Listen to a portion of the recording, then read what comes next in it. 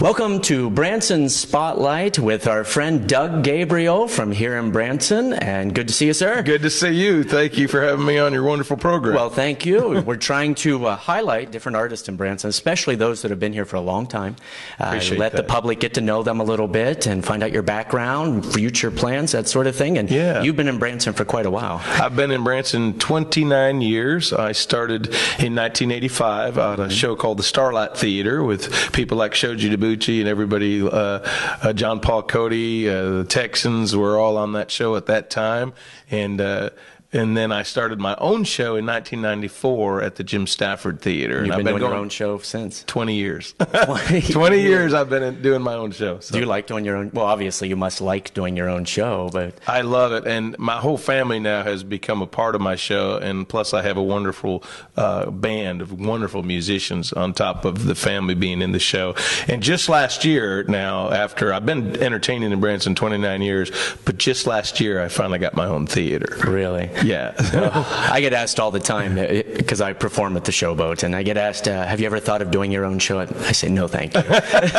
It's a lot of work. People around here don't realize how much work it is, because you not only do the entertainment side, but you have to do the business side. And running a theater is really quite something, and you're correct when you say that. A lot of people don't realize just how hard it is to maintain a theater, and you have to do the concessions, and there's just a lot more things to it. And then of course we have other shows in our theater as well, so we try to help a lot of different people, and it's wonderful having our own place. We've had a wonderful time. The theater used to be Yakov's years ago. Oh, really? And it's beautiful, right behind the Olive Garden. Right, yeah, I know right where that is. My kids always see the signs and want to go down there because they're big fans of the Olive Gardens. Oh yeah, I love having that in my parking lot. Yeah, it's a place to go for lunch. Yeah, so it's wonderful, and it's a good landmark where people can find our theater. They just go down the hill right by the Olive Garden, but the theater itself is just gorgeous on the inside. Oh, I love it, because I saw the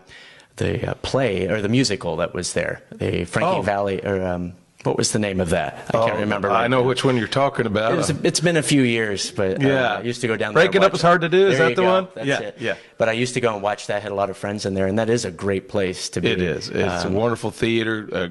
We put a lot into it when we moved in there. There's all new lighting, new sound, and then also the carpet is all brand new. So it's just gorgeous in there. They had kind of a funny thing that happened, because back then Celebration City was open, and right behind you there, and they would do the fireworks every night. Well, that was right in the middle of their show, and whenever I would see it over time, they worked it into the show because you could hear it. You're hearing and so they would say, "Oh, look at the fireworks," or something.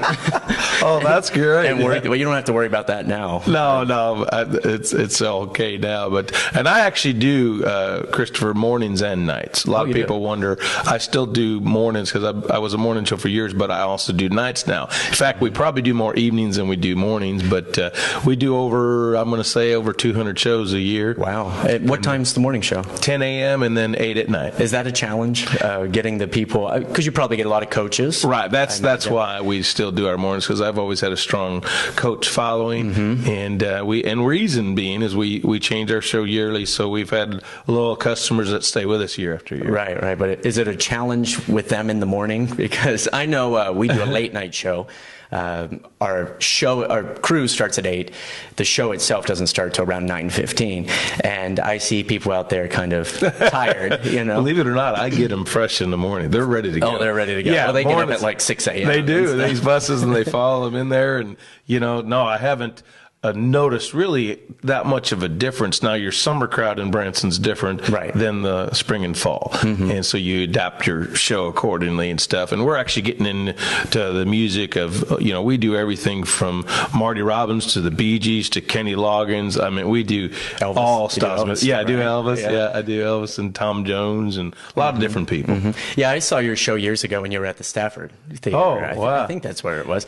And I remember you talking about about your Elvis belt buckle. Right? Oh, yeah. I was given this belt. I still wear that belt to this day. In fact, the lady that brought me to the town gave me it, and it's the designer of that belt was a famous designer by the name of Nudie, which Nudie made some of Elvis's stuff. So this belt is quite valuable, and I'm really honored that she gave it to me. So I wear it still in my show. It's sort of an image thing with us. Do you remember? Is she from Vegas? Do you remember? Now I'm trying to think. Well, she was from Grapevine, Texas, actually. Okay, all right. Yeah, she had a show there called the Grapevine Opry, and I was on her show years ago when I was just a little kid. And then when I came to Branson, I saw that she had her own theater at that time, and so I ended up getting the job there. I used to do a bit in my show where it was a tribute to Elvis, but doing magic and comedy, and I would dress as Elvis in the show and kind of a little tribute to him, not making fun of him or anything, but doing magic as Elvis. And I tried for years to get the outfit made. It never looked right. The jumpsuit is what I would use. And so finally this woman on the internet gets a hold of me because I had posted all over the place. And she said, I can make you one. And I said, I need it to look authentic. And she goes, well, it will, because I designed his jumpsuits. And she sent me pictures of her with Elvis and showed me that she actually, so she made my prop. And that's awesome. It was pretty neat. So I got that little connection to Elvis myself. Well, he's always been my favorite singer.